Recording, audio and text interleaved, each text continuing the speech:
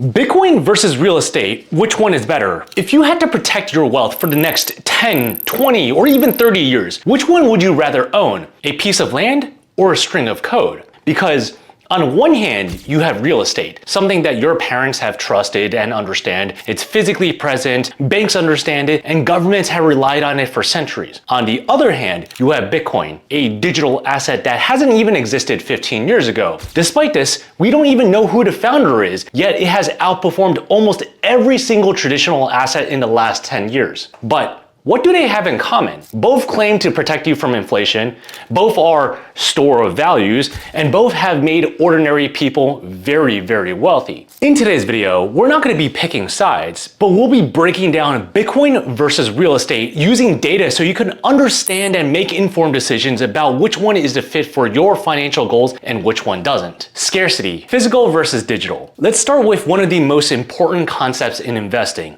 Scarcity. Real estate is scarce because land is finite. You can't just create more land. And that's why property in prime locations tends to appreciate consistently over time. But here's the catch. While the land is scarce, the housing supplies really isn't. Why? Because governments can rezone areas, developers can build upwards, and entire cities can expand horizontally. This means real estate scarcity is relative, but not absolute. To put this into perspective, a perfect example is Manhattan, New York City. Disney World is almost twice the size of Manhattan, but yet about 1.6 million people live there simply because developers build upwards. So even though there's so little land available, we can always go upwards for more space. New supply for real estate enters the market whenever developers get financing, zone laws change, and construction becomes cheaper. The supply basically responds to economic incentives. We've seen several governments across the globe offer incentives for construction sectors to drive economic development. Whereas with Bitcoin, new supply enters through mining, and it also follows a fixed supply schedule. Every 4 years, Bitcoin undergoes a halving in which the number of new coins issued per block is cut in half. This means Bitcoin's inflation rate is transparent, declining, and known decades in advance. Real estate inflation depends on interest rates, government policies, population growth, and credit availability. Do you notice the fundamental differences here? Bitcoin's issuance depends on math and code, whereas real estate developments depend on politicians that were chosen. There will only ever be 21 million Bitcoins. Not approximately, not eventually, but exactly 21 million. This supply is enforced by code, not by governments, not by policy, and not by market demand. And that difference matters, so Bitcoin wins this one. Returns, performance over time. Now let's talk about the sexy part. Returns. Historically, housing has returned on average about 10.6% annually according to one study published in 2017 by the National Bureau of Economic Research. That's some solid numbers right there. In fact, one of the best out there. And that's one of the reasons why real estate is considered a core wealth building asset. Bitcoin, however, has developed triple-digit annualized returns over long time frames despite extreme volatility. But Bitcoin over the past decade has outperformed almost everything, including the S&P 500, gold, oil, treasury bonds, and real estate. Bitcoin's compound annual growth rate, or CAGR, has averaged approximately 96%. But here's the key point. Returns don't come without some trade-offs. Real estate gives you lower volatility, predictable cash flow, leverage, and peace of mind. Bitcoin gives you asymmetric upside, zero cash flow, and anxiety. And whatever is better is based on what you are looking for. If you can handle all the extra anxiety, then go for Bitcoin. If you want steadier returns, then go for real estate. Cash flow versus liquidity. One of real estate's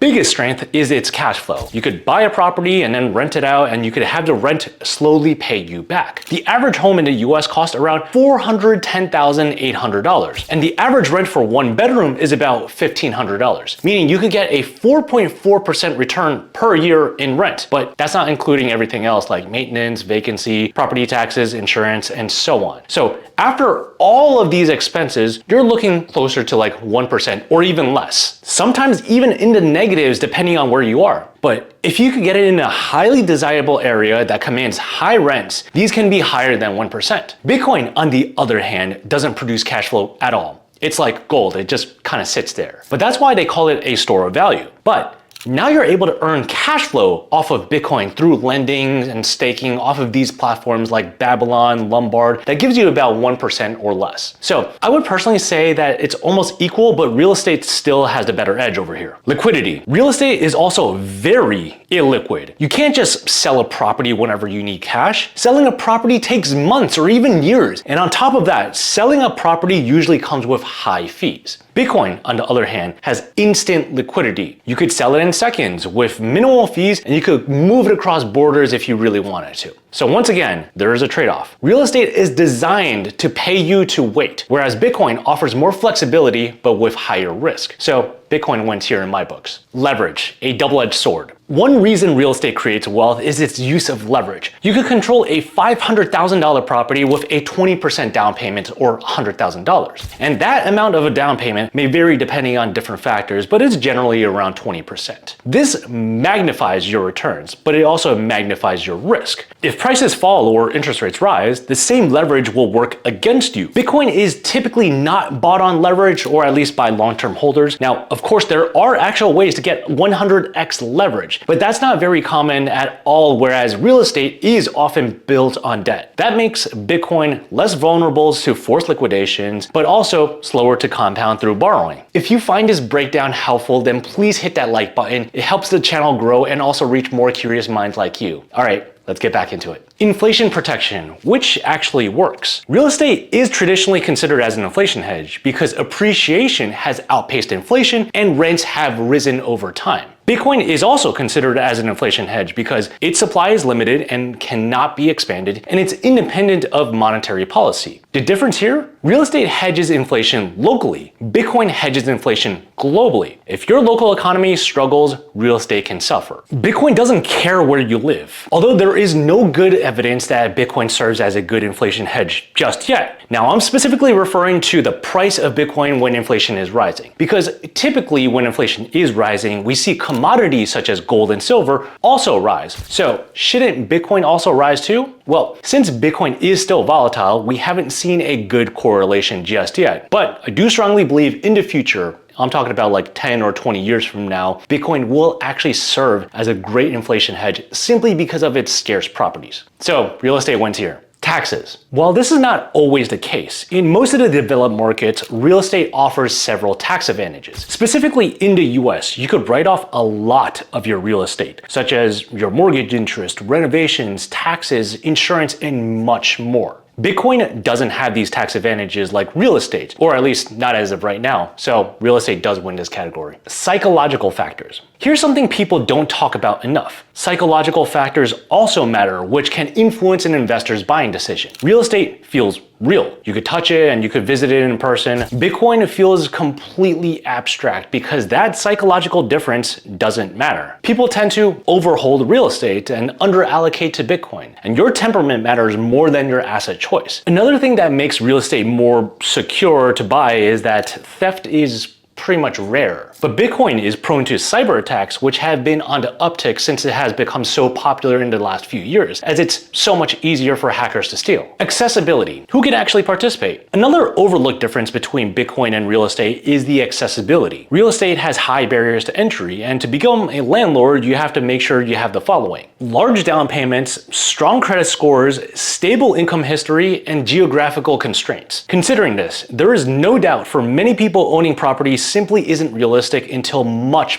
later in life. Bitcoin, on the other hand, is financially permissionless. You don't need a banks for approval or minimum incomes or even a large amount of capital. You could just start with $5 and you could buy fractions and you could participate from anywhere in the world. This accessibility is one of the most primary reasons why Bitcoin resonates so strongly with a large portion of the global population, especially people in emerging markets. Real estate favors those who already have capital. Bitcoin favors who want that access. The roles each asset plays going forward. The biggest mistake people make is treating Bitcoin and real estate as if it's mere competitors. In reality, They're not. They solve different problems. What real estate actually does is it anchors wealth locally and it provides income and benefits from leverage and tax policy. Whereas what Bitcoin does is hedges against monetary uncertainty, provides global liquidity, and introduces asymmetric upside. As the global financial system evolves, both can also coexist. Real estate will always remain the backbone of traditional wealth because that's just simply where wealthy will park their money. Bitcoin will most likely become the hedge against the system itself. When you understand this distinction, your journey to real financial maturity begins. Asymmetric risk. Before we wrap up this video, I want to discuss one final difference that rarely gets discussed, and it's asymmetric risk of investing in Bitcoin versus real estate. Since real estate is deeply tied to things like interest rates, banking systems, local governments, and legal enforcements, if mortgage rates spike, prices will fall. If credit tightens, liquidity dries up. And if property taxes rise, carrying costs increases. Real estate performs best when the financial system is stable and cooperative. Bitcoin was designed for the opposite scenario. It doesn't rely on things like the banks or mortgage markets or local legal systems. Bitcoin's value proposition becomes the strongest during monetary instability, capital controls, and currency debasements. That doesn't mean that Bitcoin wins during a crisis, but it does mean that it's uncorrelated to many of the risks that real estate depends on. Real estate assumes the system continues to function. Bitcoin exists in case it doesn't. Understanding that difference changes how you think about risk entirely. So after doing this thorough comparison and analysis, when it comes to Bitcoin versus real estate, the honest answer isn't choosing a winner, it's understanding the roles. Real estate is tangible, income generating, leverage friendly, and slow and moving. Bitcoin, on the other hand, is digital, global liquidity, scarce by design, and highly volatile. Real estate builds stability.